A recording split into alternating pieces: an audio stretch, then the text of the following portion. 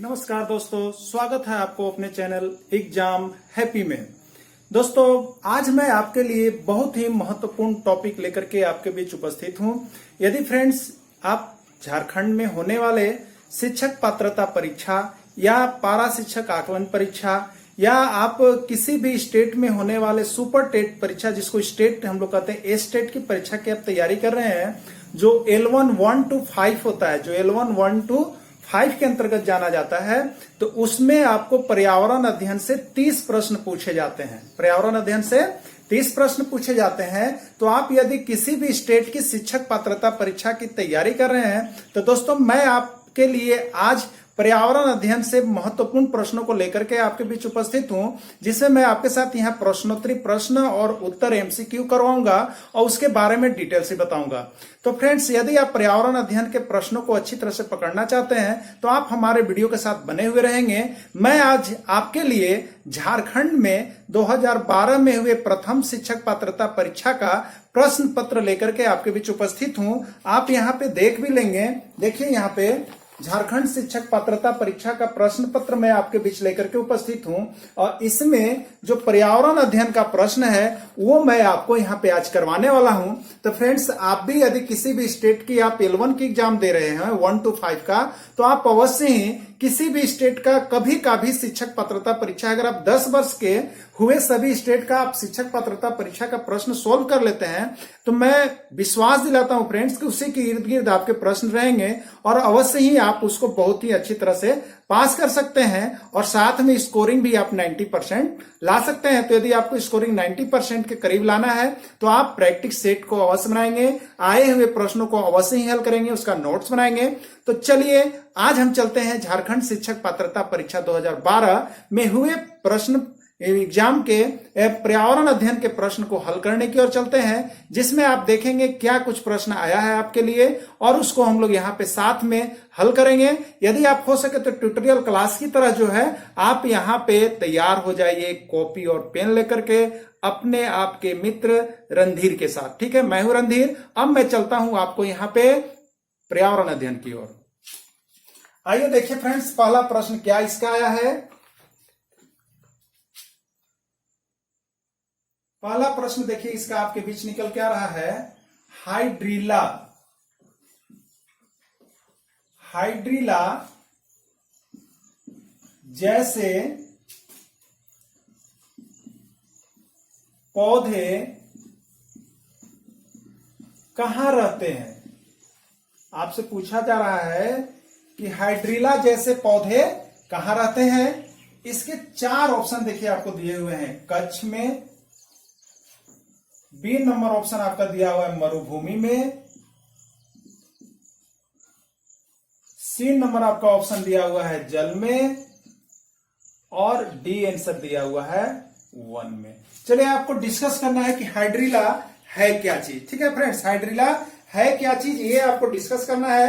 अगर आप जान गए तो उसको मार सकते हैं। चलिए मैं आपको विशेष यहां पर डिटेल्स बताता हूं कि हाइड्रीला है क्या। साथ में हम लोग थोड़ा सा MCQ तो है ही, लेकिन इसका डिटेल्स जानेंगे। तो हाइड्रीला है क्या आप जानिए। ठीक है, देखिए हाइड्रीला जो है, आप जल देखते हैं, जल जल जल वाटर जो देखते हैं, इस तरह से जो जल होते हैं उसके ऊपर जो आप देखते हैं हाइड्रीला, इस तरह के पौधे उगे हुए होते हैं। देखते हैं ऊपर ऊपर निकल जाता है। ठीक है, जल के ऊपर इस तरह से छोटे छोटे कांटेदार इस तरह से पौधे जल के ऊपर निकले रहते हैं। तो ये हाइड्रीला होते हैं। ये सभी पौधे क्या होते हैं, हाइड्रीला होते हैं। ये सभी को हाइड्रीला यहाँ पे कहा जाता है। यानी अब आप समझ गए होंगे हाइड्रीला, तो हाइड्रीला मतलब ये जल में रहता है, इसलिए क्या है, तो हाइड्रीला जो है एक जलीय पौधा है। हाइड्रीला कैसा पौधा है, जलीय पौधा है और वह किस में रहता है, जल में रहता है। तो आप याद रखिए, जल में जो पौधे रहते हैं वो हाइड्रीला इस टाइप के आपको कहते हैं। आप कहीं भी जाइएगा, जो नदी होते हैं, तालाब होते हैं, तो उसमें जल में वो जम के ऊपर आ जाते हैं, तो वो हाइड्रीला है। यानी हाइड्रीला क्या है, तो वो जल में रहते हैं और वो कैसे पौधे हैं, जलीय पौधे हैं। ठीक है, तो चलिए आपने हाइड्रीला के बारे में यहाँ पे जान गया। अब यहाँ पे आपका ऑप्शन क्या होगा, तो कच्छ नहीं होगा, मरुभूमि नहीं होगा, जल होगा, वन भी नहीं होगा। यानी इसका सही ऑप्शन आपका हो गया जल। चलिए नेक्स्ट प्रश्न आइए देखते हैं। सेकंड प्रश्न क्या है, सेकेंड प्रश्न है आपका,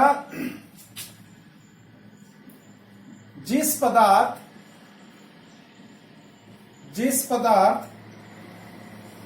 की मदद से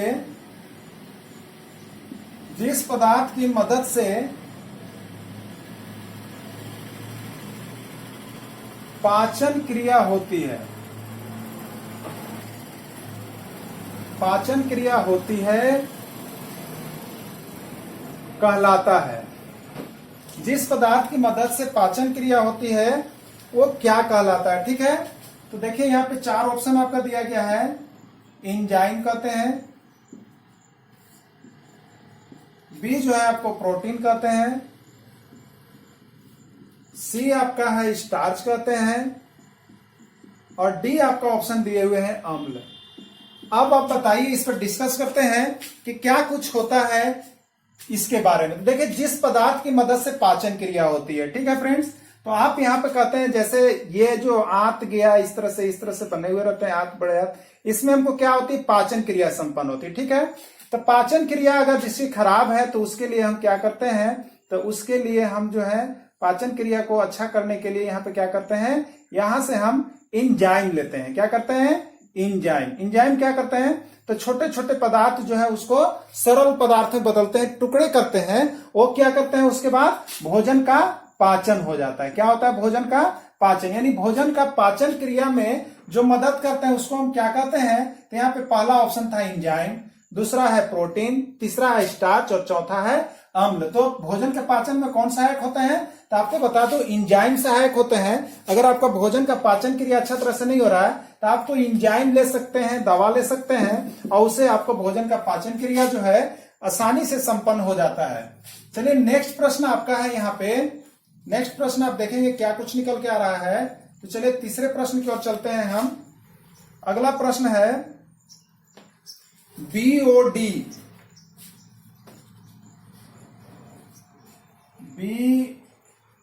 बीओडी का मान किसमें अधिक होता है। बीओडी का मान किसमें अधिक होता है। 4 ऑप्शन आपको दिया हुआ है। स्वच्छ जल, दूसरा ऑप्शन है आपका प्रदूषित जल, और तीसरा ऑप्शन आपका है मल जल, और चौथा ऑप्शन आपका है यहां पर ये सभी।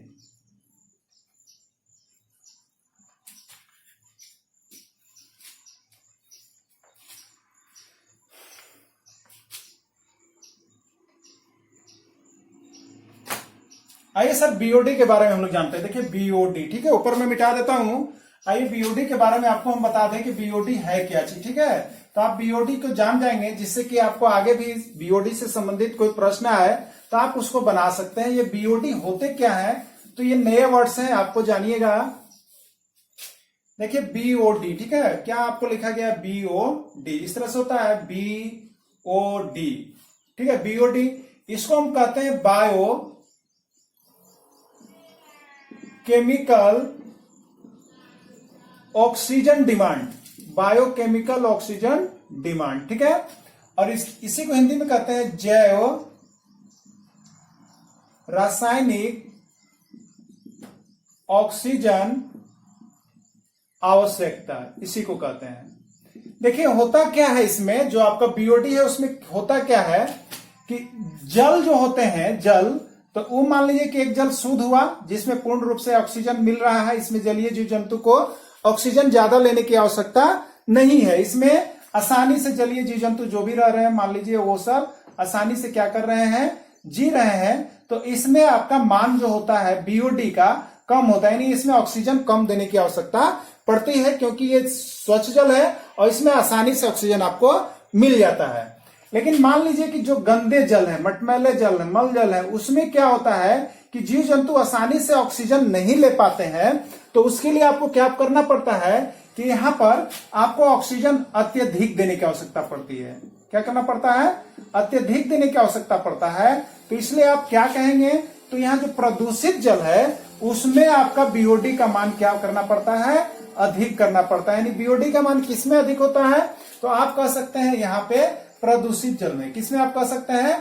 प्रदूषित जल में इसका मान अधिक होता है। तो यहाँ पे आप इसको प्रदूषित जल को टिकिंग कर लेंगे। चलिए नेक्स्ट प्रश्न की ओर देखते हैं। तो ये आप लिख लेंगे कि बीओडी का फुल फॉर्म भी किसी किसी एग्जाम में आए हैं, हरियाणा में आए हैं। यानी बीओडी आप एक बार अच्छी तरह से क्या करेंगे, नोट्स जब बना रहे होंगे तो आप बीओडी के बारे में कंफर्म हो लेंगे कि बीओडी क्या चीज है, और अपने से भी आप इसको एक बार पढ़ लेंगे, क्योंकि मेन टॉपिक को आपको पढ़ना आवश्यक हो जाता है। तो आइए देखिए नेक्स्ट प्रश्न क्या है। अगला प्रश्न है 4 नंबर, जल या वायु द्वारा मिट्टी की ऊपरी परत को हटाने की प्रक्रिया क्या कहलाती है? आपसे पूछ रहा है कि जल या वायु द्वारा मिट्टी की ऊपरी परत को हटाने की प्रक्रिया क्या कहलाती है। इसका मैं डिस्कस करूंगा, पहले प्रश्न लिख लेता हूं। तो आइए इसके 4 ऑप्शन आपको दिए हुए हैं। वननाशन, बी आपको दिया हुआ है अपरदन, सी आपको दिया हुआ है प्रदूषण, और डी आपको दिया हुआ है कृषि। तो फ्रेंड्स हमें जो डिस्कस करना रहता है, आप अपने से आंसर इसका नहीं मारेंगे, हम लोग जो डिस्कस करते हैं वो ऑप्शन को दे करके करेंगे, ठीक है। तो आप यहां पे देखिएगा वन नाशन क्या है, वन नाशन। वन नाशन मीन्स क्या हो गया, वन का जहां पे नाश होता है उसको वन का नाशन कहते हैं, यानी वन को काटा जाना वन नाशन कहलाएगा। और आपसे पूछ रहा है दूसरा कुछ है अप्रदन। देखिए फ्रेंड्स, अप्रदन वही चीज है जो आपसे पूछा जा रहा है। जैसे मान लीजिए कि ये मिट्टी है, ये सॉइल है आपका। अब क्या हुआ कि आंधी तूफान है, तो ये ऊपर वाली मिट्टियां उड़ करके यहां है, ये यहां चले जाते हैं, मान लो दूसरी जगह चले आए। या जल है, तो ये जो ऊपर की मिट्टी है, जब जल का बहाव होता है पानी तो इस तरह से होकर के, और यहाँ पे क्या हो जाता है, मिट्टी जमा हो जाता है। तो एक स्थान से दूसरे स्थान पर जो मिट्टी को उड़ा करके ले जाया जाता है या बहा करके ले जाया जाता है, तो उसको हम लोग कहते हैं अप्रदन, ठीक है। और इसी को कहते हैं मिट्टी अप्रदन, या इसी को कहते हैं लोग भूमि अप्रदन। या मिट्टियां एक स्थान से हवा के रूप में उड़ करके दूसरे स्थान चल जाती है, तो मिट्टी का नाशन हो गया, वो अप्रदन हो गया, क्षय हो गया, ये चीज कहा जाता है। तो इसमें आपका ऑप्शन देखिए अप्रदन आया है, जो कि आपका सही ऑप्शन है। और वो क्या होगा, मृदा अप्रदन के नाम से जाना जाता है, या भूमि अप्रदन। तो आप लोग भूगोल के अंतर्गत जो पर्यावरण पाठ के अंतर्गत किताब दिए हैं, तो उसमें आप अप्रदन पाठ को पढ़ लेंगे, आपको पता चल जाएगा कि भूमि अप्रदन में क्या होता है, ठीक है। तो भूमि अप्रदन में क्या होता है, जल हो या वायु द्वारा मिट्टी की ऊपरी परत, जो सबसे ऊपरी परत होती है, वो काट करके दूसरी जगह ले जाती है, जिससे वहां का मिट्टी खत्म हो जाता है और दूसरी जगह मिट्टी जमा हो जाता है। तो जहां से चला गया वो अप्रदन हो गया। चलिए नेक्स्ट प्रश्न देखते हैं।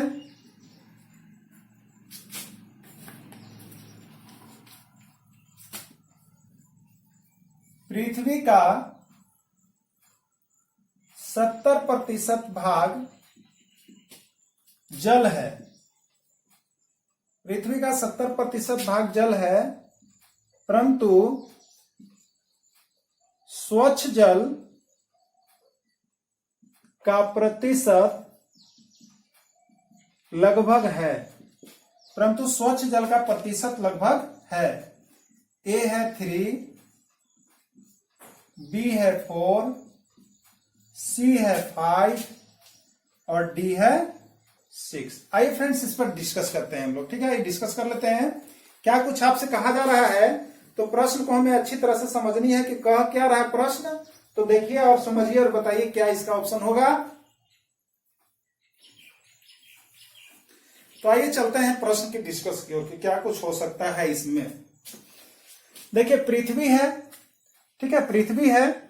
तो ये जो जल का स्तर है, जल का स्तर है इस तरह से, ठीक है। जल का स्तर, जो जल का स्तर है जो सभी जगहों पर है, तो इसमें क्या होता है कि 70 भाग जल है। इसमें से जैसे 100 भाग है तो इसमें 70 भाग जल है, ठीक है। 70 भाग क्या है आपका जल है। लेकिन ये 70 भाग में ये सभी भाग जो है वो पीने योग्य नहीं है, पीने योग्य नहीं है। जैसे आप देखेंगे तो सबसे पहले चीज आप जानते हैं कि सबसे ज्यादा जल कहाँ होता है? समुद्र में। सबसे ज्यादा जल कहाँ होता है? समुद्र में, जो कहते हैं आप 98% है, 98% है। तो अब बताइए कि जितना जल है उसका 98% आपका कहाँ है? समुद्र में है। और ये समुद्र का पानी होता क्या है? तो ये खारा होता है। ठीक है, खारा होता है, जो पीने योग्य नहीं है, जो पीने योग्य नहीं है। तो पीने योग्य कौन सा जल को माना जाता है? तो पीने योग्य जो जल होता है वो देखिए टीपा टीपी बूंदी जो आता है वो वर्षा का जल हो गया। ठीक है, ये भी कुछ सही है, पीने योग्य होता है। दूसरा आपका हो गया जैसे बर्फ, ये सब है, और ये सब जो हिमनद जो पिघल करके आते हैं जो नदी नाले में, ये भी आपको पीने योग्य जल है। तो वर्षा का जल हो गया, हिमनद का जल हो गया। और आप थोड़ा सा देख सकते हैं, ये आप कह सकते हैं कुआं हो गया, चापाकल हो गया, ये सब का जल कुछ पीने लायक है। तो आपको बताइए 98% तो यही होगा। तो बचा आपके पास कितना? तो 2.5 से लेकर के ये 3 के बीच में होता है। तो अब आपको ऑप्शन देखना है, यानी 2 से 3 के बीच में आपको जो जल है वो क्या है? पीने योग्य जल है। ठीक है, जल कितना? 2.5% कहिए, या 2.6 या 7-8, यानी 2 से 3 के बीच में आपका ऑप्शन है। तो वो पीने योग्य जल है। उससे ऊंचा जो जल वो है वो खारापन है, वो पीने लायक नहीं। तो आपसे पूछा है कि पृथ्वी का 70% भाग जल है, परंतु स्वच्छ जल कितना है, मतलब पीने योग्य जल कितना है? तो आप इसको क्या टिकिंग करेंगे? देखिए, हमने बताया आपको कि स्वच्छ जल होता है 2.5% से 3% के बीच में, जो ये एप्लीकेबल है। लेकिन आपको 2.5 कहीं दिया नहीं है, तो आप इसके नजदीकी वाले को किसको टिक करेंगे? 3%। यानी पीने योग्य जो जल है वो कितना प्रतिशत है फ्रेंड्स? 3% है आपको। चलिए नेक्स्ट प्रश्न देखते हैं क्या कुछ है। इसी तरह से हम लोग यहाँ पे पर्यावरण अध्ययन के सारे प्रश्नों को हल करेंगे। तो आप अवश्य ही अपना बहुमूल्य समय निकाल करके, यदि आप भी अपने लाइफ में कुछ करना चाहते हैं, कुछ बनना चाहते हैं, तो आप समय दें और उसके साथ तैयारी करें फ्रेंड्स। और हमारे चैनल को सब्सक्राइब करें। मैं आपको झारखंड से यहाँ पे जितने भी प्रतियोगिता परीक्षा संपन्न हो रहे हैं, मैं उसके बारे में यहाँ पे ट्यूशन लेकर के आपके साथ बना हुआ रहूंगा, जिससे आप प्रैक्टिस कर सकते हैं। नेक्स्ट आपका है 6 नंबर प्रश्न है, सजीव किसका प्रयोग निरंतर ऊर्जा के रूप में करते हैं? यहां पे 4 ऑप्शन आपका दिया हुआ है। सूर्य का प्रकाश, बी आपको दिया हुआ है चांदनी, सी आपको दिया हुआ है जल, और डी आपको दिया हुआ है वायु। ठीक है, यहां पे आप डिस्कस कीजिए कि सजीव, जितने भी सजीव प्राणी हैं, वो किसका प्रयोग निरंतर ऊर्जा के रूप में करते हैं? फ्रेंड्स, आपको बताना है, आप इसमें से डिस्कस कीजिए कि क्या कौन सा चीज जो है जिसका प्रयोग हम लोग ऊर्जा के रूप में करते हैं। अगर वह चीज नहीं हो तो उससे हमको ऊर्जा की प्राप्ति नहीं होती है। ठीक है, तो पहला प्रश्न देखिए, सूरज का प्रकाश। तो जितने भी सजीव चीज है, अगर आप सजीव के रूप में आदमी को लीजिए, या मानव को लीजिए, या पेड़ पौधों को लीजिए, जानवरों को लीजिए, तो अगर सूरज का प्रकाश न मिले आदमी को, तो उसको क्या होता है? सूखा रोग होता है, वो मर जाएगा। ठीक है, यानी सूरज की कमी से बोन हड्डियां सब टेढ़ी मेढ़ी हो जाएगी, सूख जाएगा। यानी शरीर में ऊर्जा बने हुए रहे, उसके लिए हमें किसकी आवश्यकता होती है? विटामिन डी की आवश्यकता होती है। और विटामिन डी हमें किससे मिलते हैं? सूरज के प्रकाश से। तो ठीक है, तो सूरज का प्रकाश के बिना हमें ऊर्जा की प्राप्ति नहीं हो सकती है, और आप नहीं रह सकते। इसे सूरज का प्रकाश सबसे अहम यहाँ पे पॉइंट होता है। अब पेड़ पौधों की बात करें, तो पेड़ पौधे जो होते हैं वो अपना जो भोजन बनाते हैं वो प्रकाश संश्लेषण की उपस्थिति में होता है। रात में भोजन नहीं बनाते, जब भी बनाते हैं तो दिन में बनाते हैं। और दिन में किसकी उपस्थिति में होता है? सूर्य के प्रकाश की उपस्थिति में, जिससे उनकी ऊर्जा की प्राप्ति होती है। तो अब आप बताएंगे कि आपको इसमें से सही ऑप्शन कौन सा लग रहा है जो कि सटीक बैठ रहा है। तो आप यहाँ पे देखेंगे कि सजीव किसका प्रयोग निरंतर ऊर्जा के रूप में करते हैं, तो आप मारेंगे सूर्य का प्रकाश। चांदनी से नहीं हो सकता है, जल से नहीं हो सकता है, या वायु से। ये हमें आवश्यक चीज है, लेकिन इससे ऊर्जा नहीं, ऊर्जा आपको सूर्य के प्रकाश से प्राप्ति होती है। चलिए 7 नंबर प्रश्न को आप देखेंगे, ओमनीवोरस।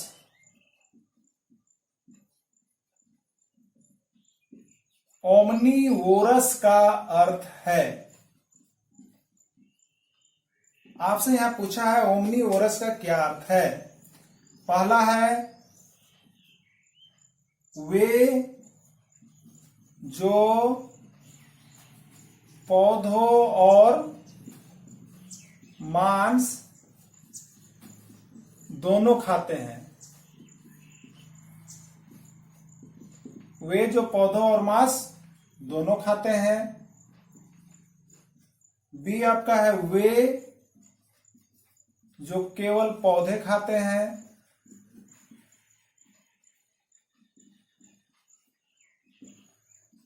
सी वे जो केवल मांस खाते हैं।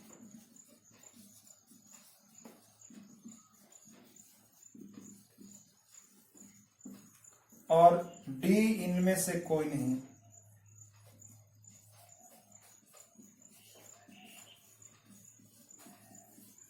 ये आपके चार ऑप्शन दिए हुए हैं ओमनीवोरस। ठीक है फ्रेंड्स, देखिए आपको क्या है, आप यहां पे कंफ्यूज हो जाइएगा। ठीक है, क्योंकि ओमनीवोरस जो है वो इंग्लिश वर्ड्स है। वो कौन सा वर्ड्स है? इंग्लिश वर्ड्स है। आप इंग्लिश तो पढ़ के गए नहीं एग्जाम में, इंग्लिश पढ़ के नहीं, आप सिर्फ पढ़ के जाते हैं शाकाहारी, मांसाहारी और सर्वाहारी, पढ़ते हैं ना ज्यादा करके। तो यहां पे आपका 1 नंबर चला गया, क्योंकि अगर आप इंग्लिश वर्ड्स जानते ओमनीवोरस क्या होता है तो आप बता सकते थे। तो यहां पे शाकाहारी, ओमनीवोरस को शाकाहारी कहेंगे कि मांसाहारी कहेंगे कि सर्वाहारी, यही नहीं जानने के कारण आपके प्रश्न गलती हो जाएंगे। और यदि आप जानते हैं तो अच्छी बात है। तो देखिए ओमनीवोरस क्या चीज है, मैं आपको थोड़ा सा यहाँ डिस्कस कर दूं। ओमनीवोरस जो है आपको इंग्लिश वर्ड्स है ओमनीवोरस, और इसका जो होता है हिंदी, उसको हम लोग कहते हैं सर्वाहारी। क्या कहते हैं उसको? सर्वाहारी। ठीक है, तो सर्वाहारी मतलब क्या चीज हो गया? तो जो पौधा भी खाता है, जो पौधा भी खाता है और मांस भी खाता है, दोनों जो खाते हैं उसको हम लोग सर्वाहारी कहते हैं। और जो केवल पौधे खाते हैं उसको शाकाहारी कहते हैं। जो केवल मांस खाते हैं उनको मांसाहारी कहते हैं। लेकिन ओमनीवोरस मीन्स क्या होता है? सर्वाहारी। सर्वाहारी मतलब क्या हो गया? जो पेड़ पौधे यानी सजीव को भी खाते हैं और यहाँ पर मृत चीज मतलब कि जो मीट भी खाते हैं, मांस भी खाते हैं, तो दोनों चीज जो खाते हैं उसको हम लोग क्या कहते हैं? सर्वाहारी कहते हैं। तो क्या हो गया यहाँ पे?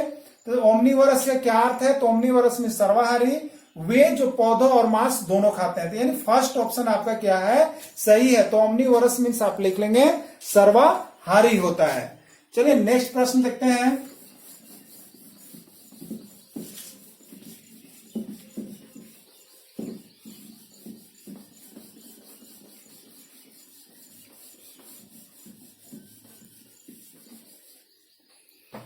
चलिए आइए फ्रेंड्स, नेक्स्ट प्रश्न है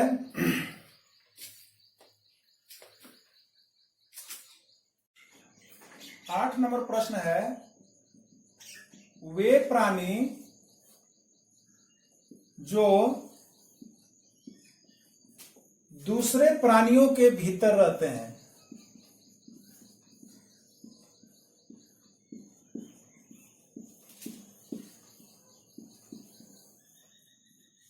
और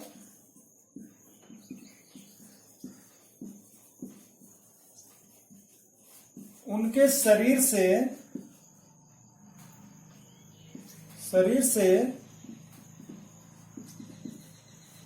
भोजन प्राप्त करते हैं कहलाते हैं। उनके शरीर से भोजन प्राप्त करते हैं क्या कहलाते हैं, ये आपसे पूछा जा रहा है। नीचे लिखा हुआ है होस्ट, बी आपको लिखा हुआ है पैरासाइट, सी आपका दिया हुआ है कॉर्निवोरस, और डी आपको दिया हुआ है हर्बीवोरस। हर्बीवोरस, आइए इस पर डिस्कस करते हैं। ठीक है, देखिए क्या आपसे पूछा जा रहा, कह रहा है कि वे प्राणी जो दूसरे प्राणियों के भीतर रहते हैं और उनके शरीर से भोजन प्राप्त करते हैं कहलाते हैं। ठीक है, आपको हमने अभी बताया था कि 3 चीज आप याद रख लीजिएगा, ओमनीवोरस, कॉर्निवोरस और हार्बीवोरस। ये हो गए, एक शाकाहारी, एक मांसाहारी और एक सर्वाहारी। ठीक है, तो यहां पे आप ऑप्शन देख रहे पैरासाइट, ये भी आपका अंग्रेजी वर्ड्स है। तो आप यदि नहीं जानते हैं तो आपको प्रॉब्लम हो जाता है, इसलिए अंग्रेजी भी थोड़ा थोड़ा देखते रहेंगे आप। तो पारासाइट यहां पर जो है उसको हम लोग कहते हैं परजीवी। क्या कहते हैं? परजीवी। यही पारासाइट जो है वो किसी प्राणी के भीतर रहते हैं। किसी प्राणी के भीतर मतलब कहने का मतलब क्या है कि यदि हम मानव हैं तो हमारे अंदर भी पारासाइट होते हैं, जिससे क्या होता है कि वो हमारे भोजन को तोड़ते रहते हैं, सड़ाते रहते हैं, गलाते रहते हैं, और उससे क्या होता है हमारा पाचन होते रहता है। तो पारासाइट परजीवी जो रहते हैं वो चाहे वो मानव हो चाहे वो पशु हो, उनके भीतर रहते हैं और उनमें छिपे रहते हैं, और उनका क्या करते हैं तो कुछ परजीवी जो रहते हैं वो आपके लिए लाभदायक होते हैं और कुछ परजीवी जो है आपके लिए नुकसानदायक भी होते हैं। यदि परजीवी की संख्या ज्यादा आपके अंदर हो जाए जो नुकसानदायक होता है, तो जिसके अंदर आपके शरीर के बहुत से रोग होने लगते हैं और आपके अंदर से शरीर को वो क्या कर देते हैं, खोखला कर देते हैं और आप जिंदगी से चले जाते हैं। लेकिन कुछ परजीवी जो होते हैं आपके शरीर को ऊर्जा प्रदान करते हैं, संचार करते हैं, और जिससे आप हर्षोल्लास प्रफुल्लित होते हैं और आगे बढ़ते हैं और आपका अच्छा रहता है। यानी परजीवी जो होते हैं आपके संख्या के आधार पर, यदि आपकी सही परजीवी है, आपका पाचन अच्छा हो रहा है, ये परजीवी अच्छे काम कर रहे हैं तो आप अच्छे, आपके फिटनेस होते हैं, और परजीवी खराब हो गए तो आपके खराब होते हैं। ये रहते क्या है तो अंदर, पेट के अंदर या मानव शरीर के अंदर, या जो आपके हो गए पशु उसके शरीर के अंदर रहते हैं, उन्हीं से वो भोजन प्राप्त करते हैं, वो सड़ाते गलाते हैं और वो बाकी मल के रूप में बाहर निकल देते हैं। परजीवी पारासाइट होते हैं। ठीक है। अगर जिसका परजीवी खराब है तो क्या होता है, मैं थोड़ा सा आपको डिटेल्स कर दे रहा हूं, आप वीडियो के अंत तक बने हुए रहेंगे।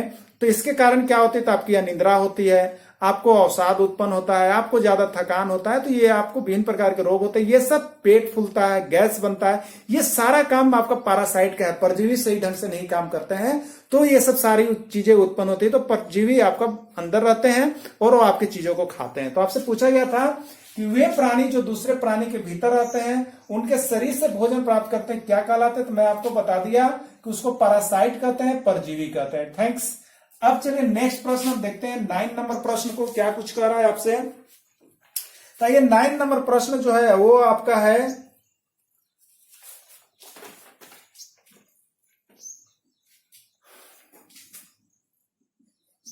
पौधों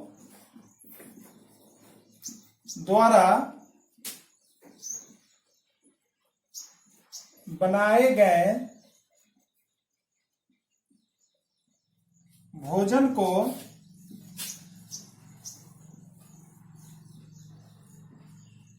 कहा जाता है पोषक,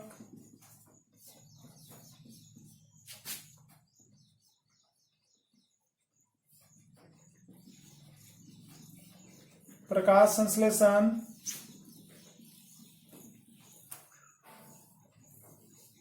क्लोरोफिल, पर्णकल्प। ये 4 ऑप्शन आपको दिए गए हैं, आप इस पर डिस्कस कीजिए। ठीक है। पौधों द्वारा बनाए गए भोजन को क्या कहा जाता है? फ्रेंड्स आपसे पूछा जा रहा है कि पौधे जो भोजन बनाता है उसको क्या कहा जाता है। ठीक है। तो पोषक, तो ये तो पोषक चीज क्या होता है? तो पोषक तत्व होते हैं जैसे कार्बोहाइड्रेट, प्रोटीन, वसा, खनिज, लवण, विटामिन, ये सब पोषक तत्व होते हैं जो आपको भोजन के लिए जरूरी होता है। ठीक है। प्रकाश संश्लेषण, तो ये भी आपको भोजन बनाने के लिए जरूरी चीज है, जिसके अभाव में आप यहाँ पे भोजन नहीं बना सकते हैं, तो ये प्रकाश संश्लेषण भी नहीं होगा। लेकिन क्लोरोफिल ऐसा चीज है जिससे पत्ते जो होते हैं, पत्ते सूरज के प्रकाश को क्या करते हैं, अवशोषित करके और उससे अपना भोजन बनाते हैं, तो उसको क्लोरोफिल कहा जाता है। तो आपसे पूछा गया है पौधों द्वारा बनाए गए भोजन को क्या कहा जाता है, तो यहाँ पे ऑप्शन आपका क्लोरोफिल सही है, ये भी नहीं होगा। यानी आपका सही आंसर होता है क्लोरोफिल, क्योंकि इसी के द्वारा पौधे पत्तियों की सहायता से क्या करते हैं, आपको भोजन का निर्माण करते हैं। चलिए नेक्स्ट 10 नंबर प्रश्न देखते हैं। 10 नंबर प्रश्न इसका क्या है?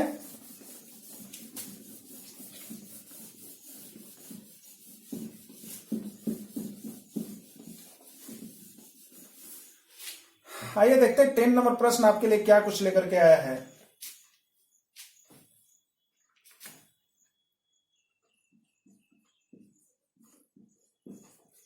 भूमि और जल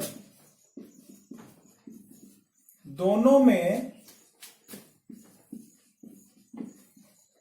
भूमि और जल दोनों में रहने वाले प्राणी